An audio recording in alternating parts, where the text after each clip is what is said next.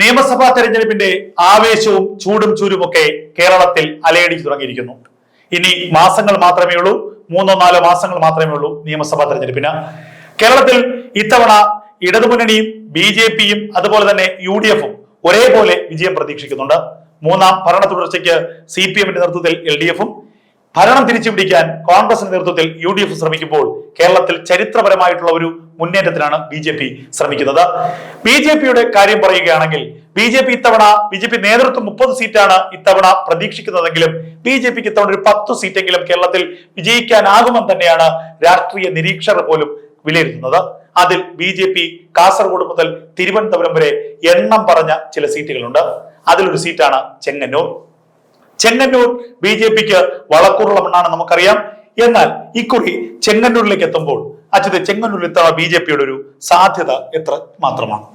ഈ കഴിഞ്ഞ തദ്ദേശ ഇലക്ഷൻ വെച്ച് നോക്കുമ്പോഴത്തേക്കും BJP അവിടെ ഒരു വളർച്ച നേടിയിട്ടുണ്ട്. അത് അംഗീകരിക്കാൻ പറ്റത്തില്ല.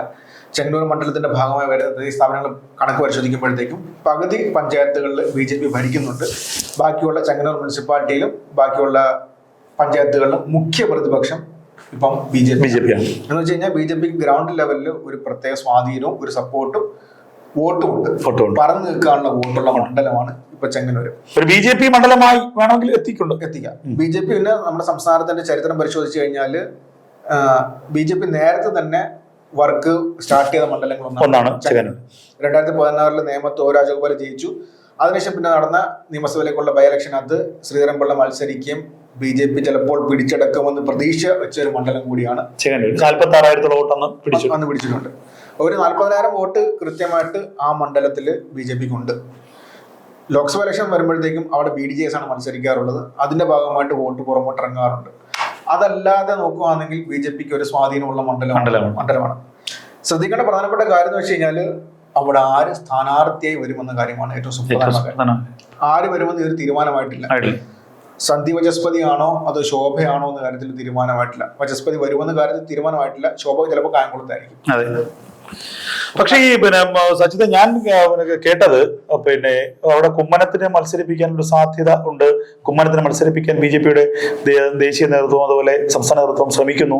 കുമ്മനം പോലത്തെ ഒരു സ്ഥാനാർത്ഥി അവിടെ ഉണ്ടായാൽ മാത്രമേ ആ മണ്ഡലത്തിന്റെ ഒരു BJP ചായ്വ് അത് മുതലെടുക്കാൻ പറ്റുകയും ഈ 46,000 അല്ലെങ്കിൽ 45,000 എന്ന് പറയുന്ന BJP വോട്ടുണ്ടല്ലോ, ആ വോട്ടിന് ഒരു 15,000 വോട്ട് വർദ്ധിപ്പിച്ച് ഒരു 60,000-ലേക്ക് എത്തിയാൽ മാത്രമല്ലേ അവിടെ വിജയിക്കാനുള്ള സാധ്യതയുള്ളൂ. ഒരു 55 വേണം, എന്നാൽ മാത്രമേ ജയിക്കാനുള്ള സാധ്യതയുള്ളൂ.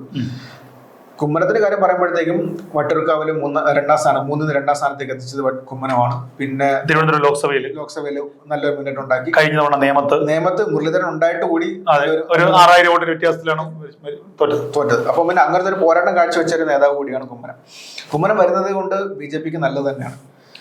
പക്ഷെ ഇലക്ഷൻ ഇനി 100 ദിവസം മാത്രമേ ഉള്ളൂ. 100 ദിവസം ഇല്ല.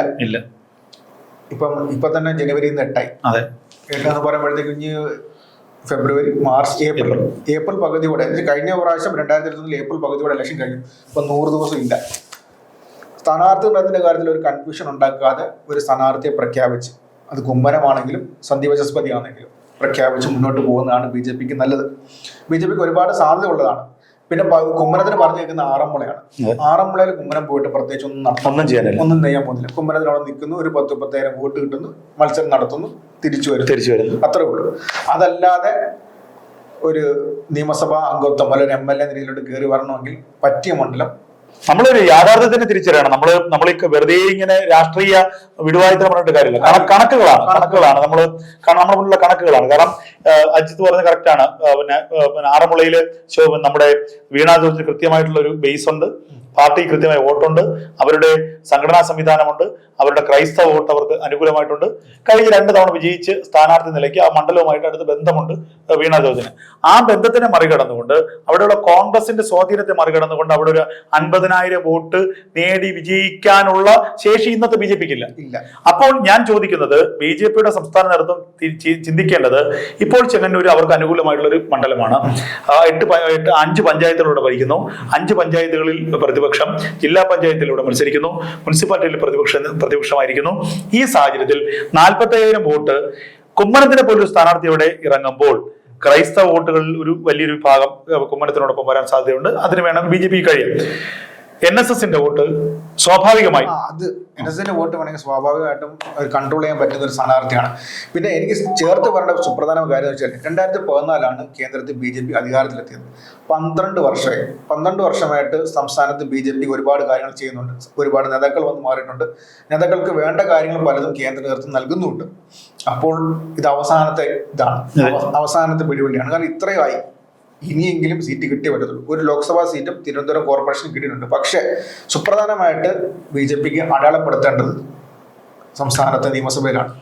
ആ നിയമസഭയിലോട്ട് വ്യക്തമായിട്ട് ജയിക്കാൻ പറ്റുന്ന സ്ഥാനാർത്ഥികളെ നിർത്തേണ്ടത് BJPയുടെ ആവശ്യമാണ്. ഒരു രാഷ്ട്രീയ നിരീക്ഷണം എന്ന് പറയുകയാണ്, BJP സപ്പോർട്ടർ അല്ല, തീർച്ചയായും ഒരു രാഷ്ട്രീയ നിരീക്ഷണം എന്ന് പറയുന്നത്. ഇത്തരം കാലത്ത് സംസ്ഥാനത്തെ ഒരു രാഷ്ട്രീയ നിരീക്ഷകർ പറയാണ് ജയിക്കേണ്ടത് അവരുടെ ആവശ്യമാണ്. ഇപ്പോഴത്തെ സംസ്ഥാന നേതൃത്വത്തിന്റെ അത്യാവശ്യമാണ് ജയിക്കേണ്ടത്. കാരണം വെച്ചാൽ അല്ലെ പിന്നെ ഇനിയില്ല. ഇത്രയും കാലമായിട്ട് ഇത്രയും ചെയ്തിട്ട് ഇപ്പൊ ചന്ദ്രശേഖരനെ വരെ കൊണ്ടുവന്നു. BJP ഒരുപാട് ഫണ്ടിറക്കുന്നു. പിന്നെ ജാവദേക്കറിനെ പോലൊരു നേതാവ് സംസ്ഥാനത്ത് തമ്പടിച്ച് നിൽക്കുവാണ്. വെച്ചാൽ പ്രഭാരിയായിട്ട് പുള്ളിയാണ് നിർത്തിയേക്കുന്നത്. അത്ര സീനിയർ നേതാവിനെ കൊണ്ട് നിർത്താന്ന് പറഞ്ഞു കഴിഞ്ഞാൽ തമിഴ്നാട്ടിന് പോലും ഇല്ല അങ്ങനെ അവസരം കൊടുത്തിട്ടില്ല. ആന്ധ്ര തെലങ്കാനയ്ക്ക് പോലും അങ്ങനത്തെ ഒരു അവസരം കൊടുത്തിട്ടില്ല. അവിടുത്തെ നേതാക്കൾ തന്നെയാണ് കൺട്രോൾ ചെയ്യുന്നത്. നാഗ്പൂരിന്നോ അല്ലെങ്കിൽ ഡൽഹിന്നോ ഒരു നേതാവ് ഇവിടെ വരുന്നില്ല. വരുന്നത് കേരളത്തിൽ മാത്രമാണ്. കാരണം കേരളം പിടിക്കണം എന്നുള്ളത് അവരുടെ ഏറ്റവും വലിയ ലക്ഷ്യമാണ്. ഞാൻ ഒരു കാര്യം ഇവിടെ പറയട്ടെ. ഈ 12 വർഷമായി BJP കേന്ദ്രത്തിൽ ഭരണം നടത്തിയിരിക്കുന്നു. SNDPയുമായി ഈ BDJS ആയിട്ടുള്ള ഒരു അലയൻസ് ഒക്കെ ഉണ്ടായിരുന്നു. അതിലൂടെ നഷ്ടം വന്നത് സത്യത്തിൽ ഇടതുപക്ഷത്തിനാണ്. BDJS ഇപ്പോ NDയുടെ ഭാഗമാണോ അല്ലയോ എന്നുള്ള രണ്ടാമത്തെ വിഷയം. പക്ഷേ BDJS ഉണ്ടാവുകയും അത് NDയുടെ ഭാഗമാവുകയും ചെയ്തപ്പോൾ അതിനുള്ള ഗുണം എന്ന് വെച്ചാൽ വലിയൊരു ശതമാനം SNDP വോട്ടുകൾ, ഈഴ വോട്ടുകൾ BJPയിലേക്ക് വന്നു. പക്ഷേ എനിക്ക് തോന്നുന്നത് NSSകാരിലെ നിരവധി നായന്മാർ ഇപ്പോൾ BJPക്കാരായിരിക്കാം, അല്ലെങ്കിൽ BJP ആയിട്ട് അവർ അനുഭവം പ്രകടിപ്പിക്കാം. പക്ഷേ 12 വർഷമായി NSSൽ വലിയൊരു സ്വാധീനം ഉണ്ടാക്കാൻ BJP കഴിഞ്ഞില്ല എന്നുള്ളത് താങ്കൾക്ക് തോന്നിയിട്ടുണ്ടോ? അത് സുപ്രധാന കാര്യമാണ്. ചെങ്ങന്നൂരിന്റെ മണ്ഡലത്തെ പരിശോധിക്കുമ്പോഴത്തേക്ക് ഏറ്റവും സുപ്രധാന കാര്യമാണ്. കാര്യം വെച്ചാൽ അവിടെ ഏറ്റവും നിർണായകമാകാൻ പോകുന്നത് NSSന്റെ വോട്ടാണ്. NSSന്റെ പ്രത്യേകത എന്ന് വെച്ച് കഴിഞ്ഞാൽ പെരുന്നെന്ന് ആരും പറയുന്നു അതിനെതിരായിട്ട് ചിലപ്പോൾ താഴെ വോട്ട് ചെയ്യത്തുള്ളൂ. അത് എന്താന്ന് ശൈലിയാണ്. അതുകൊണ്ടാണ് പെരുന്നെന്ന് സമുദ്രം പറയുന്നത്. പറഞ്ഞു കഴിഞ്ഞ് നാടൻ കണ്ടെന്ന് വെച്ചിട്ടാണ് സമുദ്രം പറയുന്നത് എന്റെ ഒരു അണ്ടർസ്റ്റാൻഡിങ്. പറഞ്ഞു കഴിഞ്ഞാൽ അതിന് ഓപ്പോസിറ്റ് വരുന്നുള്ളൂ. എനിക്ക് നേരിട്ട് പരിചയമുണ്ട്. പക്ഷെ നമ്മൾ ജാതി പറയുന്നത് അതുകൊണ്ട് നമുക്കറിയാം. അപ്പൊ ആ സമയത്ത് പെരുന്നെന്ന് അല്ലെങ്കിൽ ഒരു അനുകൂലമായ തീരുമാനം വന്നു കഴിഞ്ഞാൽ 2021 ഏറ്റവും സുപ്രധാനമായ കാര്യം വെച്ചാൽ വോട്ട് ചെയ്തിട്ട് സുമാരൻ നേരം എന്ന് പറയുകയാണ് ഈ സർക്കാർ താഴെ പോണെന്ന് പറയുകയാണ്. എന്നിട്ട് പിന്നെ നടന്ന കാര്യം വളരെ ശക്തമായിട്ടുള്ള 91-99 അതില് പലരും നന്ദി പറഞ്ഞത്, പലരും ഇടതുപക്ഷ പ്രവർത്തകർ പലരും നന്ദി പറയുന്നത് സുമാരൻ നേർക്കാണ് പറയുന്നത്. അങ്ങനെ പറഞ്ഞില്ല ചിലപ്പോൾ ഇത്ര സീറ്റ് വരുന്നില്ല കരുതുന്നത് ഒരുപാട് പേരുണ്ട്. പ്രത്യേകിച്ച് തെക്കൻ കേരളത്തിൽ ഇത്ര അങ്ങ് കയറിപ്പോയി. പത്തനംതിട്ട 5 സീറ്റ് എടുത്ത്. അപ്പൊ ഇപ്പൊ BJP ആഗ്രഹിക്കുന്നത് സുമാരൻ നേര് BJPക്ക് എതിരായിട്ട് പറയണമെന്നാണ്. അല്ല മിണ്ടായിരുന്നു.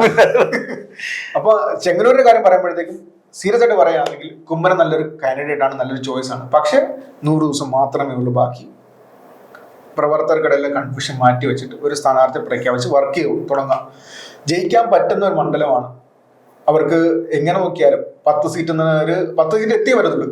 ഇനി അവസാനത്തെ പിടിപിടി തീർച്ചയായും കോർപ്പറേഷൻ ജയിച്ചു എന്ന് പറഞ്ഞ് പിടിച്ചിരിക്കാൻ പറ്റത്തില്ല. കാരണം വോട്ട് ശതമാനം കുറച്ചാവട്ടെ. 17-16 അപ്പൊ പിടിച്ചു നിന്നേ പറ്റൂ. അപ്പം നല്ലൊരു സ്ഥാനാർത്ഥി പ്രഖ്യാപിച്ചു കഴിഞ്ഞാൽ ചെങ്ങന്നൂർ ജയിക്കാൻ പറ്റുന്ന മണ്ഡലമാണ്. ഒരുപാട് കാര്യമുണ്ട്. ആറന്മുളയാണെങ്കിൽ ഇതിങ്ങനെ നല്ല പെർഫോമൻസ് ആയിരുന്നു. സൈച്ചർ എന്ന് പറഞ്ഞു കഴിഞ്ഞാൽ വളരെ ഈസിയായ വകുപ്പ് കിട്ടിയിട്ടും സർക്കാരിന് പേരുദോഷം, പെർഫോമൻസ് മോശമാണ്. വളരെ ഈസിയായി രണ്ട് സാംസ്കാരികവും പിന്നെ ഫിഷറീസും. സാംസ്കാരികം എവിടെ തൊട്ടാലും പ്രശ്നമാണ്. പിന്നെന്ന് പറഞ്ഞാൽ മറ്റേ ഭരണഘടന ഇഷ്യൂ കാരണം രാജിവെച്ച് വാദിക്കേണ്ടി വന്നു. പിന്നെ വീണ്ടും കയറി വന്നു. അതിന്റെ കേസ് പിണറായിയുടെ ഒരു റൈറ്റ് ഹാൻഡ് ആയിട്ട് ഒരു അവസരം കൊടുത്തിട്ട് അതിൽ പെർഫോം ചെയ്യാൻ പറ്റില്ല. ശരാശരിക്കും താഴെയാണ്. പിന്നെന്ന് പറഞ്ഞാല് ഈസി വകുപ്പ് ആയതുകൊണ്ട് സാംസ്കാരികം ഫിഷറീസ് ആയതുകൊണ്ടാണ് പുള്ളിക്കാരൻ ലൈംലൈറ്റിൽ നിൽക്കാതെ പോകുന്നത്. വലിയ കേടുപാടില്ലാതെ പോകുന്നത്. കാരണം വെച്ചാൽ അതിനെതിരെ അറ്റാക്ക് നടത്തിയിട്ടും മീഡിയക്ക് പ്രത്യേകിച്ചൊന്നും കിട്ടാനില്ല. ആരോഗ്യമോ അല്ലെങ്കിൽ ധനകാര്യമോ വിദ്യാഭ്യാസമോ എല്ലായിരുന്നു. ശിവൻകുട്ടിയുടെ സ്ഥാനത്തായിരുന്നെങ്കിൽ സൈച്ചറെ തീർന്നേനെ. ശിവൻകുട്ടി ആയതുകൊണ്ടാണ് പിടിച്ചിരിക്കുന്നത്. അപ്പം നല്ലൊരു സ്ഥാനാർത്ഥി നിർത്തി പിടിക്കാം. തീർച്ചയായിട്ടും അച്യുതന്റെ വിലയിരുത്തൽ വളരെ കൃത്യം തന്നെയാണ്. BJP കേരളത്തിൽ ജയിക്കാൻ പറ്റുന്ന ഒരു മണ്ഡലമെന്നാണ് ചെങ്ങന്നൂർ. ആ മണ്ഡലത്തിന് BJP ഒരു ചായ്വുണ്ട്. BJP കൃത്യമായ ഗ്രാസ് റൂട്ടിൽ വർക്കുണ്ട്. BJPക്ക് ബേസ് വോട്ടുണ്ട്. അവിടെ തമ്മിൽ അടിയില്ലാതെ ഒരു സ്ഥാനാർത്ഥി നേരത്തെ നിർത്തി, ഒരു എല്ലാവർക്കും സ്വീകാര്യനായ സ്ഥാനാർത്ഥി നിർത്തി, പ്രത്യേകിച്ച് കുമ്മനത്തിനെ പോലുള്ള സ്ഥാനാർത്ഥി നിർത്തി, അവിടെ കൃത്യമായ ഗ്രൗണ്ട് വർക്കുകളും കൃത്യമായ പ്രചരണവും നടത്തിയാൽ BJPക്ക് NSSനെ കൂടി അനുനയിപ്പിച്ച് ക്രൈസ്തവ വോട്ട് കൂടി സമാഹരിക്കാൻ കഴിഞ്ഞാൽ BJPക്ക് ഈസി ആയിട്ട് വിജയിക്കാൻ പറ്റുന്ന ഒരു മണ്ഡലമാണ് ചെങ്ങന്നൂർ. മറ്റൊരു മണ്ഡലം കാണാം. വീണ്ടും നമസ്കാരം.